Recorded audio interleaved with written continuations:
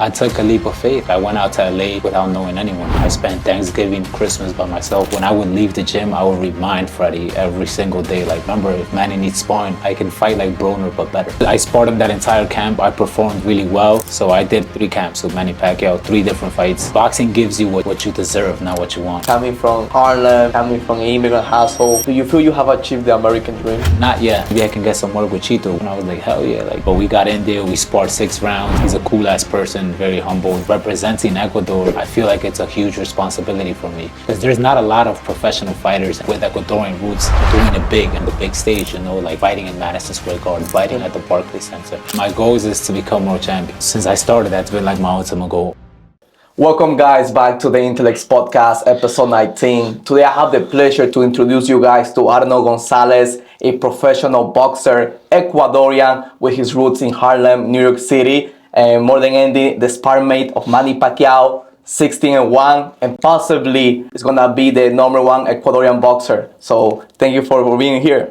Chesco, thanks for having me. I'm happy to be able to be in this podcast and supporting our people, our Ecuadorian people. So dope. Thanks for having me. Yeah. Oh, thank you for accepting the invite. And kind of like the first thing is that we're both Ecuadorians. For me, it's an honor to see other Ecuadorians. Basically kind of like making it out and seeing their success and what they're doing. For me, it's more an inspiration. But now take me all the way back from the beginning. Can you tell me a bit more about your upbringing, growing up in Harlem, growing up as a kid of immigrants? Can you tell me more about and how that marked you to the person that you are today? Yeah, for sure. So a little bit about myself. My parents are both from Cuenca, Ecuador. They were born and raised over there in Cuenca, and then they migrated to the United States, I think in their early 20s. Yeah, and then I was born and raised in Harlem, New York. I'm one of 2 from my mom and my dad. And I was raised in Harlem, New York. Back then, it wasn't the prettiest place. It's getting gentrified now, but back then when I was growing up, early 90s, early 2000s, it was a difficult place. So there was good and there was either really you're doing the wrong thing or you're doing the right thing. So you learn a lot in those situations, but it led me to I had great parenting from my mother and grandmother, so it led me to making the right decisions, and I ended up in a boxing gym, and then everything started like that. Yeah, and is there anything that mark you in that upbringing? Growing up in Harlem, and obviously in a sense, when someone comes here from immigrant household, it's very hard, for them to kind of break out of the system. Yep. So for you, it was something that you saw that made you want more. I feel like the most important thing that I saw was just not important, but something that I didn't want to experience, and I wanted to stop experiencing, is just struggling. Seeing my mom struggle with rent, struggle with how we're gonna eat, certain things that she wouldn't tell us that I didn't understand until I got older, and then I realized, all right, it's time to we gotta do something, So me and my brother took action. His name's Wellington. He's very successful himself. So I think it was just that watching my mother and my grandmother struggle and to give us the life that we need. Yeah, awesome. And now going to the boxing, can you tell me what led you to go into boxing in particular, and then can you take me through kind of the early days of your boxing career in New York City? So I was raised in Harlem, so the #1 sport over there is basketball. So I always loved basketball. That's still to this day my favorite sport. My favorite sport is crazy. It's not boxing, it's basketball.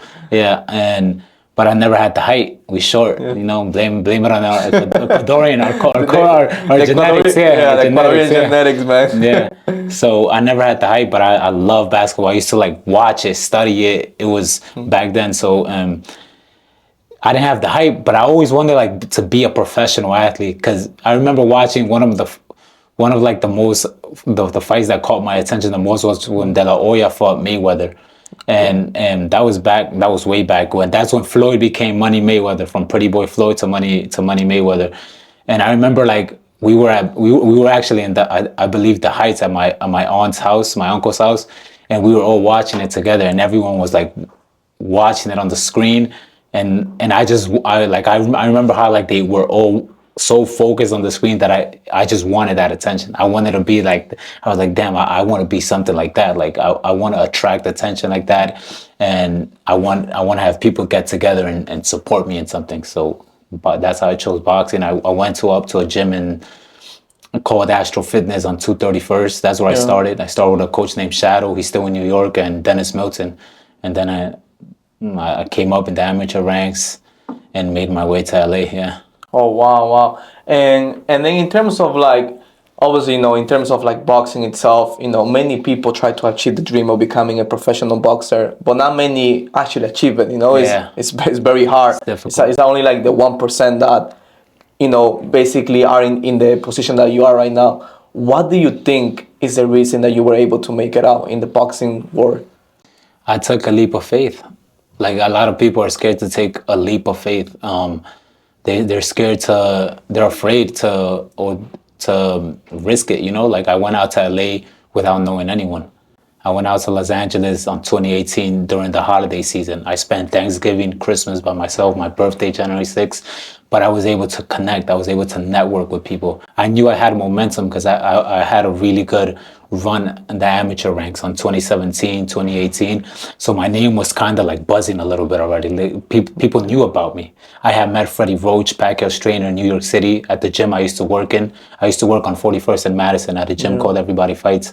So then I just took that leap of faith. I went out there, not a lot of money, but with hopes. And then I started to network. I started to get to know the right people. I started to understand the business. I started to see how things work, and that's what started to open doors. And what's the reason that you went to Cali in particular? Is there a reason why you went there? Yeah, I remember I was working one day at the gym on 41st and Madison. Everybody Fights, and I forgot who was gonna fight. There was a fight at Madison Square Garden, and they had a media workout. So all the boxers came into the gym I was working at to do like their media day.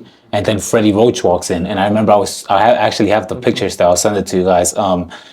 And I was talking to Freddie, and I told him, "Oh, Freddie, like if they had announced that Pacquiao was gonna fight Broner." Yeah. So I told Freddie, I like installed it in his head already. I was like, if Manny needs sparring, like I could fight like Broner, but better. And then he started laughing. He was like, "Who the fuck is this kid?" Sorry, but I don't know if can I curse or not. Yeah. We don't give a fuck here. You can, man. Yeah. No. He was like, he was probably like thinking that, like, who the fuck is this kid? Like telling me that he fights. But I already I just looked at him and I had to like tell him something. And then I remember at that time, the owner of the gym was George Foreman III.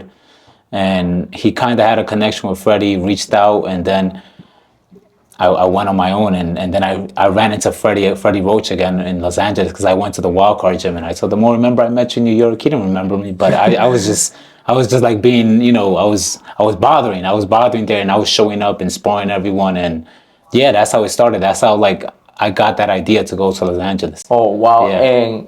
And you mentioned about Manny Pacquiao, and like when that opportunity opens up to you where they are like, "Hey Arnold, Manny is looking for a sparring mate, and I think you are the right person for it."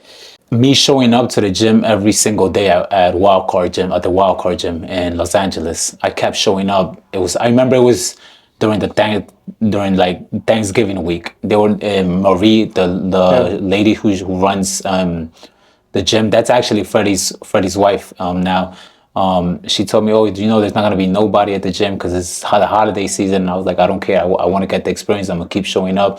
And Freddie has some fighters, and I would spar his fighters. And then I was doing really good.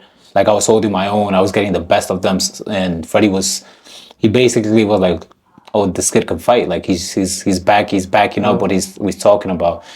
And I remember when I would leave the gym, I would remind Freddie every single day, like, "Oh, I remember if Manny needs sparring, I can fight like Broner but better. I can fight like Broner but better." I kept reminding him that. And then eventually one day just comes and he's like, oh no, I was supposed to leave. I remember I was supposed to, because I had a return flight to New York because I didn't have money. I couldn't stay in Los Angeles forever. And I told him, "Oh, Freddie, like it was a Sunday." I told him, "Freddie, I have my flight on a Saturday." I told him, "I have to go back. Thank you for everything." He was like, "You're leaving? Manny's about to come to town. Like wait so you can spar him." So he gave me the news right there. remember I called George Foreman, my friend George the Third, and I told him, yo, he told me to spar Manny. He told me to spar Manny, and then we extended this day, and then sparred him on Christmas Day on 2018. So it was your Christmas present. Yeah, that was my Christmas present, 2018. Wow, man, wow. No, I think this is just like, just showcasing the people that if you're persistent, if you show up every day, and more than anything, just like keep following up with people. Like, this can be in business, this can be with in the sports, this can be in any sector. Just by showing up and making sure that the other person knows that you're committed, can lead to great things. And now going with your experience of being a sparring mate with Manny Pacquiao, how long was this experience that you were with his team and everything? And then going with that, what was the biggest lesson that you learned? So I started on 2018, like I said, on Christmas, and he was scheduled to fight Broner late January. So what happened is I sparred him that entire camp. I performed really well, and they called me back for another camp when he was scheduled to fight Keith Thurman. So I did 2 camps with him and half a camp when he was going to fight Ugas. So basically 3 camps with Manny Pacquiao, 3 different fights. I think what I learned out of this experience was, because I was still an amateur. Yeah. I wasn't a professional fighter. I was still an amateur. So like it taught me like what it takes. Now, like what a world-class training camp looks like. Like I remember we would get up at 5 a.m. I had to be at Manny's house at 5:30 a.m. because he would go run at 6 a.m. Then we'll be in the gym at 12 p.m. Then he'll go to church in the evening. Like even that, I'm like, oh, like he adds church to his training camp. That's insane. I would have never thought, like it's still he made it a consistent thing. So every day he goes to church. Yeah, or he held prayers at his house. Like at his house, like he'll hold like group prayers at his house. So it just taught me like, what a world-class training camp looks like because I was still an amateur fighter. Yeah. Yeah. Wow. Mm-hmm. Wow. And then obviously it's during this camp that you actually turned pro, no? Yeah. So I turned pro on February 23rd in 2019. On my grandma's birthday. Yeah, so I made my professional debut in Providence, Rhode Island. Oh wow, yeah. wow! No, I think that's awesome, and I think you just being with somebody that, in a sense, kind of like you look at him like a mentor, like he's my idol. Yeah, like, he's my idol. Like I got to like work with my idol. Imagine like whoever you look up to right now, like the person you look up to the most in this world, like, and then you end up working with him. Yeah. For 3 straight years. That was actually my follow-up question. Who is your biggest inspiration in boxing? Manny was my idol. Yeah, Manny was my idol. I used to watch all his fights. He was knocking everybody out. And then I was like next to him every single day. To me, that was crazy. I was like, I remember like having breakfast with him. I was like, damn, he's fucking sitting right there. That's crazy. Like it would still cross my head, like it's insane. Yeah. Yeah, wow. No, I think it's just insane for me hearing this story. And now kind of like in terms of like boxing itself, boxing is a sport that requires a lot of discipline. Yep. And in a sense also a lot of isolation. Shout out to my father. He used to do some boxing in Ecuador. Oh, for real? Yeah, he did for a bit, and he would tell me it's all about being by yourself and discipline. And now for you, Arnold, that you have been in the sport, you're a professional boxer.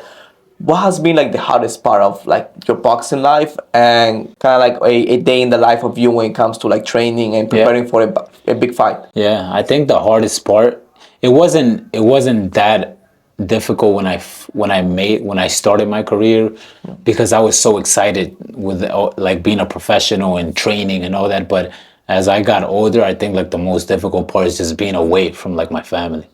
Like I know you hear that a lot, but it sucks. Like when you can't like see your mom, you can't see your grandmother every day, you can't hang out with your cousins, you can't see your aunts, your uncles, you're missing out on family reunions, like holidays, like that sucks. Like so I think for me that's the hardest part right now.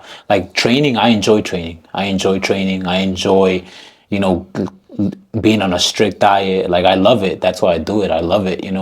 But just being away, because my training camp is in Los Angeles. That's where my team is at. That's where my coach Julian Chu is at. My strength and conditioning coach Chris Wong.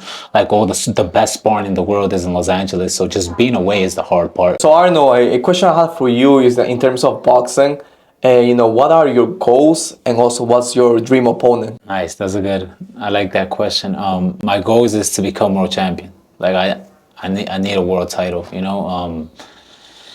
that's since I started. That's been like my ultimate goal. Like obviously make a lot of money, like and be able to retire comfortably. But just getting that belt. I feel like if you're smart and you like have a good network, like you can make money. Like there's a lot of ways to make money. But I'm in boxing because I want to become champion. Like I want to be a world champion. That's the goal.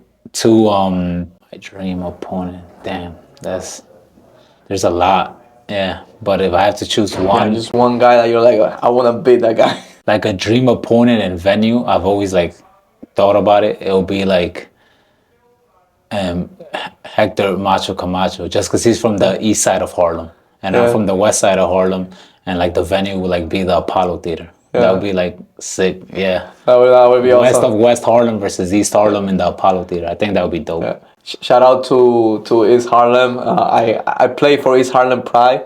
Oh, for real? I went to high school there, like in Central Park East dope. High School. I was part of the East Harlem Pride kind of like soccer community. So, dope. That's so what's yeah, up. Yeah. so shout out to them. Shout out to El Barrio. Yeah. Yeah, shout out to the barrio. Okay, awesome, man. And, obviously, you're very involved with the Ecuadorian community. Yeah. I recently saw that you had kind of like a quick session with Chito Vera. Oh yeah. Yeah, so can you tell me a bit more about like that experience itself? Yeah, that's it's dope, man. Like I think Chito lives somewhere like in down in by like Newport Beach. So one of my coaches that works with us at Brick House, he works and trains his fighters out of Jackson Gym as well. That's in Newport, and supposedly like he told me that Chito goes down there. And at that moment I was gonna fight a southpaw fighter.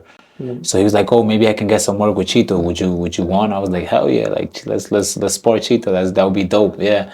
So one of my Coach Yogi, shout out to Coach Yogi in LA. He connected us. He brought me down to Newport Beach. I was there. Damn, I was late, and Chito was there, and I was late. That was my fault. I felt bad. But we got in there. We sparred 6 rounds, and it was dope. He's a cool ass person, very humble.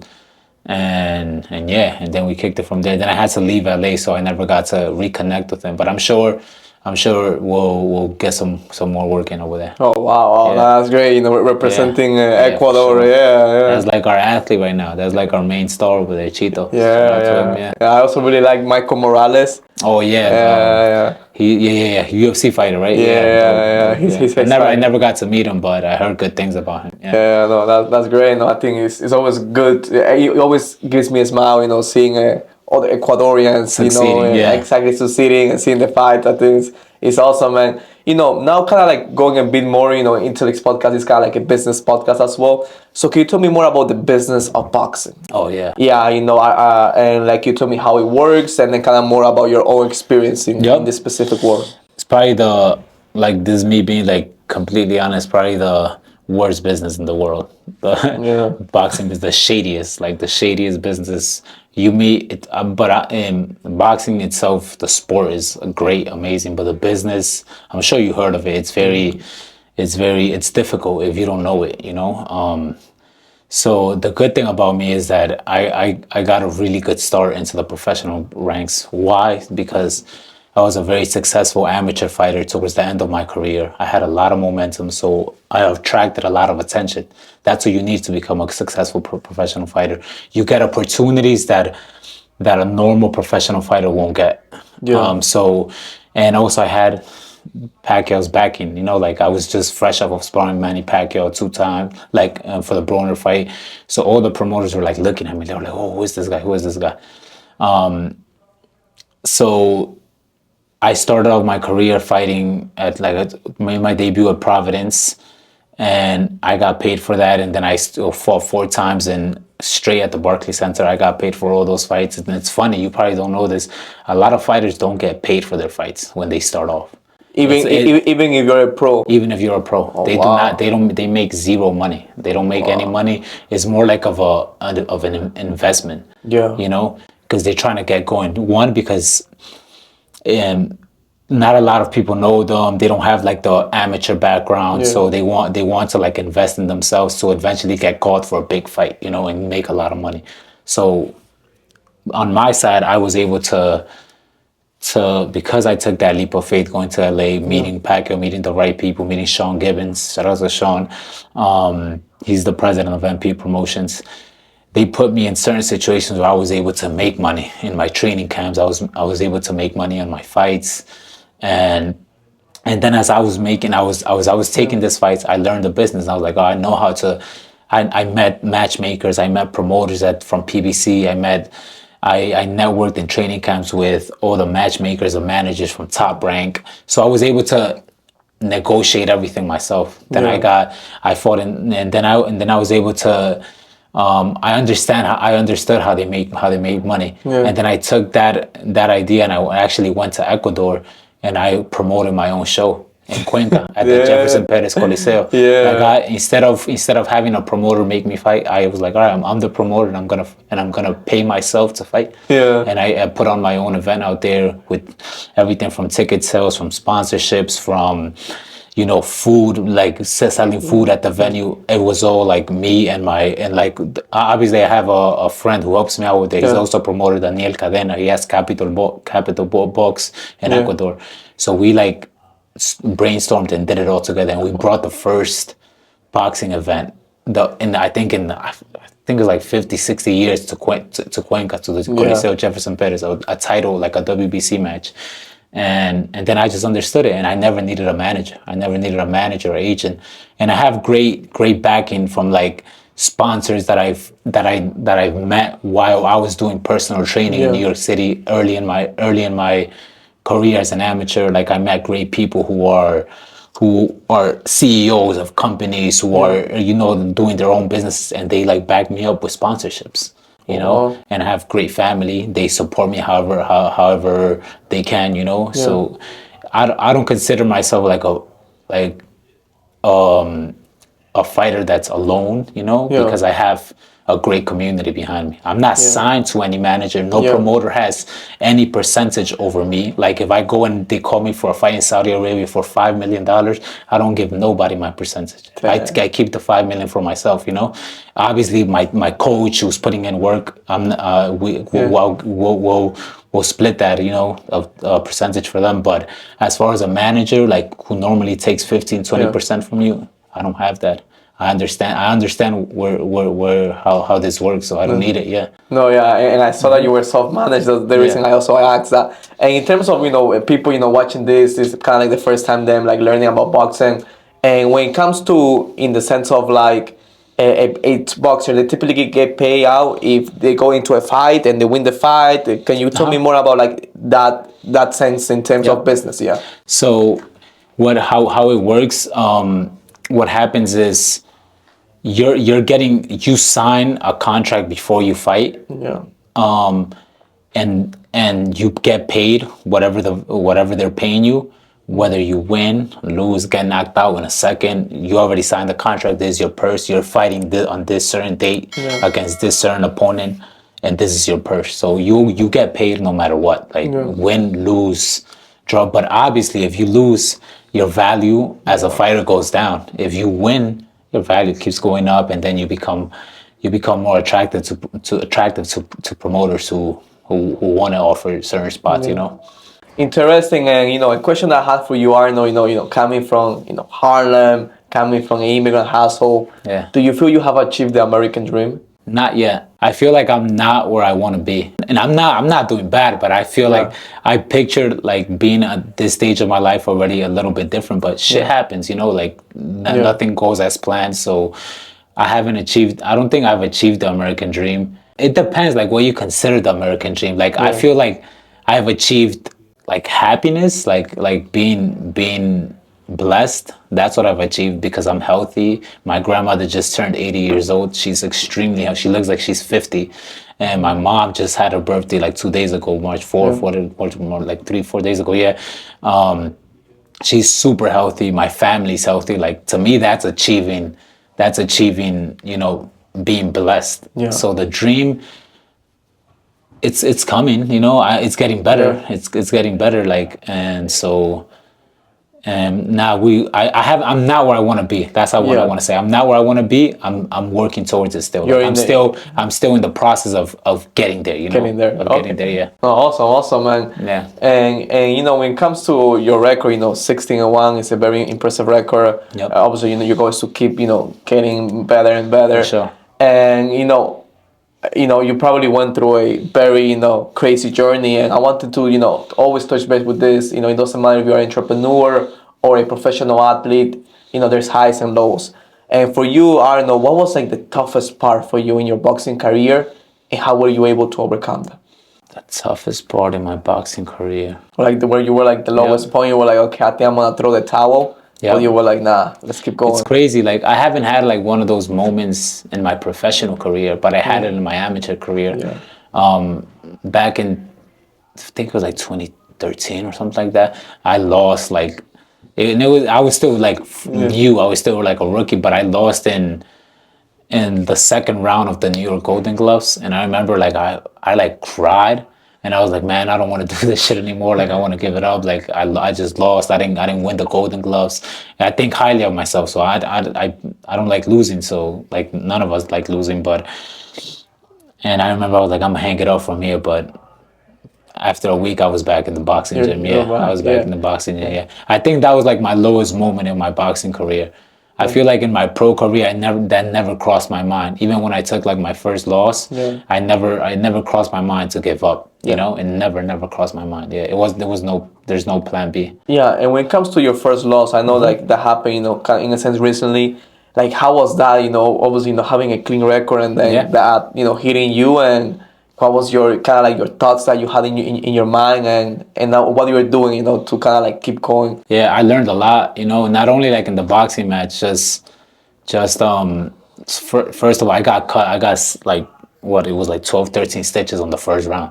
He headbutted me, so I fought with a deep like cut, like it was deep a cut for 10 rounds. Just fighting 10 rounds alone with no cut is difficult, but with a cut, with blood gushing down your face. So I learned that I was tougher than I thought that fight. Like, I was like, oh, I'm tough, you know, like, and two, like, I learned to never, that was one of the shows I promoted, to never promote again and fight on the same card. Reason why? I was too busy making things happen. I brought 2 fighters from New York, from actually Harlem, New York, to make their professional debuts in Ecuador. I was too busy. I was too focused on getting sponsorships, making sure, even the day of the fight, we were missing hand wraps. So I was like, I was sending some people to buy hand wraps while I'm trying to focus on my fight. So at that level, because at my level, the competition is tough. Everyone I fight is a good fighter now, you know? So I'm never gonna, whenever I have a fight schedule, that's my job. That's my only focus. I'm not going to focus on anything else. So I learned to just put my full focus on, which I already knew. I just thought I was able to do both, but damn. Wow. You learn, you live and you learn, yeah. Yeah, and going with that, you know, apart from like, you know, winning fights, when it comes to a boxer, like, do you also get like brand deals, sponsors? I guess that's something, also a way of, you know, for boxers to make some like revenue. Yeah, there's a lot of sponsorships opportunities for marketable athletes. I feel like I'm a very marketable athlete because I'm bilingual.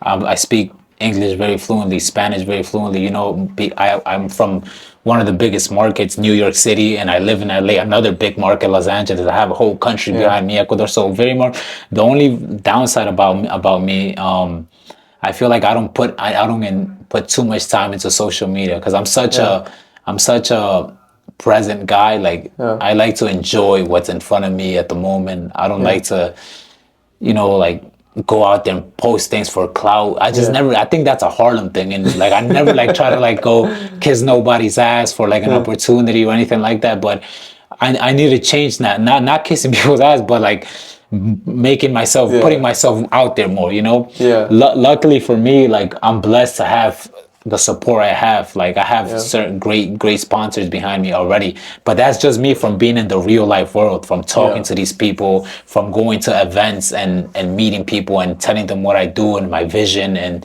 telling them where I come from. So there's a lot of people that help people. There's good people out there, you know. No. You just have to speak, you know. But as far as social media, I can do better. Like, well, now we're working on this, you know. And this podcast is good. There's someone that wants to do PR for me. Hit me up. Hit my DMs. Yeah, if I check.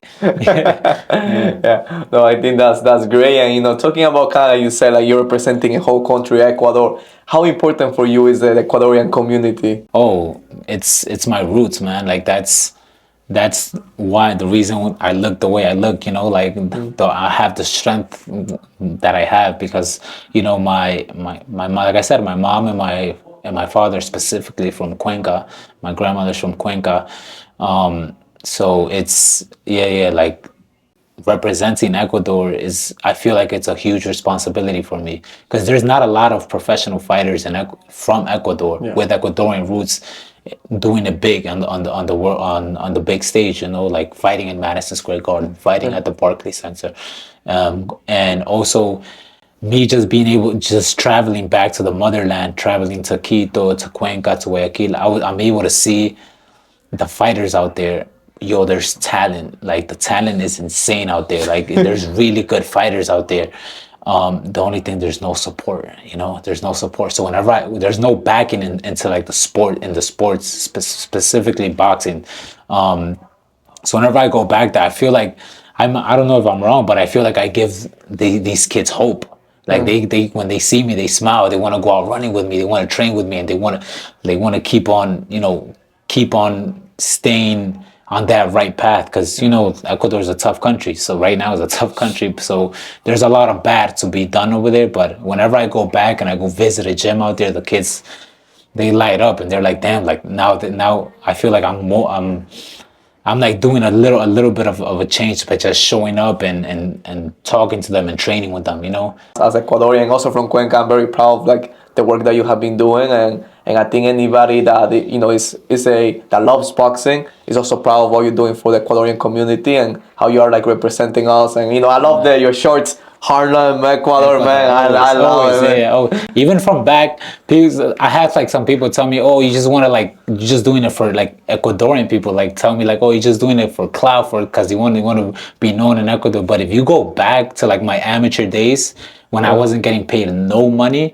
when I was like spending money rather than making money, I had the Ecuadorian flag on my trunks as intended when I fought in Chattanooga, when I fought in Oxnard, California, when I fought here in New York, when I fought in like I had the Ecuadorian flag on my trunks with nothing to gain from it, you know. It was just out of love. Who you are, who I am, you know.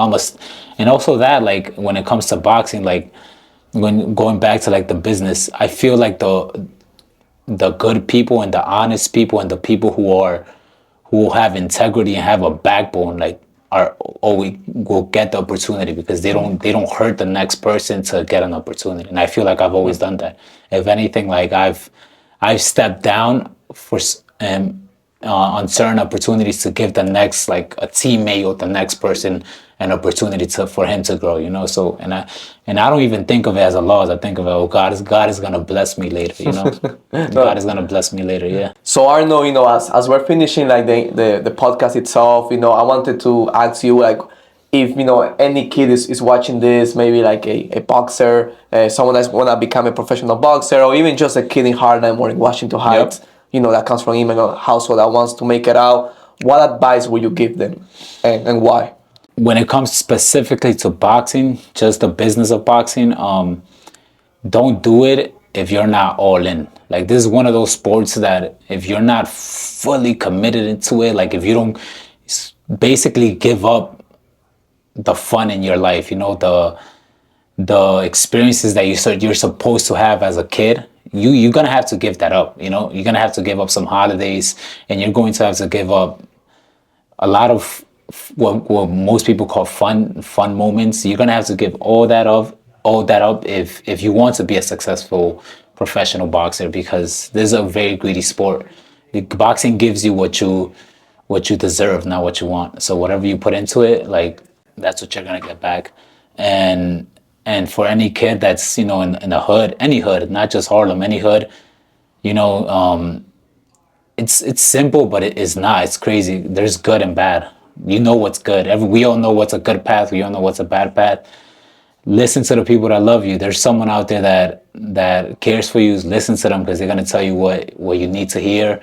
And man, like, just choose the right path. Yeah, do the right things. Be a family. I'm a praying man. So like I pray a lot, even though, like, you know, when I'm alone and stuff like that. So for my advice, like, pray hard, listen to your family, protect your family at all costs, and just be an honest person, like, have integrity, and you know, that'll lead you to the right people in this world, the right people in this world, and the right path. Yeah. No, yeah, and I think like praying is so important. Yeah. And I think also Ecuadorians were very religious, we're very close to God. Sure. Yeah. And I think like praying is, for me as well, one of the most important things. And also just me, from my experience, seeking knowledge and seeking people that have made it out from, you know, the places, you know, like Washington Heights, Harlem, the Bronx, and actually seeing that there's ways of actually making out. And sometimes I see that the reason why people don't make it out is not because they're not smart or they are not hardworking people, it's because of the lack of knowledge. So I feel like seeking knowledge is the way to go. And you know, now kind of to finish off this podcast, I would love to learn about your next upcoming fight. If you want to announce something to the people watching this, and For sure, yeah. So it's dope. I'm announcing it here. My next fight is gonna be April 18th at the Seneca Resort Casino in Niagara Falls. It's gonna be on ESPN Knockout. I'm most likely gonna be the main event. I'm not sure yet. We're still negotiating that, but I will be on ESPN Knockout April 18th at the Seneca Resort Casino in Niagara Falls. That's my next fight. If you're in the area, if you're in New York or anywhere nearby, drive up there. Come watch me fight, and we'll hang out after the fight and just chop it up. Yeah. Well, thank you, Arnold, for being here. It was a pleasure to have you in the Interlix Podcast. And well, a video is coming out in Spanish about kind of like a day in the life with Arnold, and that's gonna be for my Ecuadorian community. So looking forward for that, and be ready to watch that as well. Appreciate you, bro. Thank you. Thanks for having me. Yeah. Thank you, man.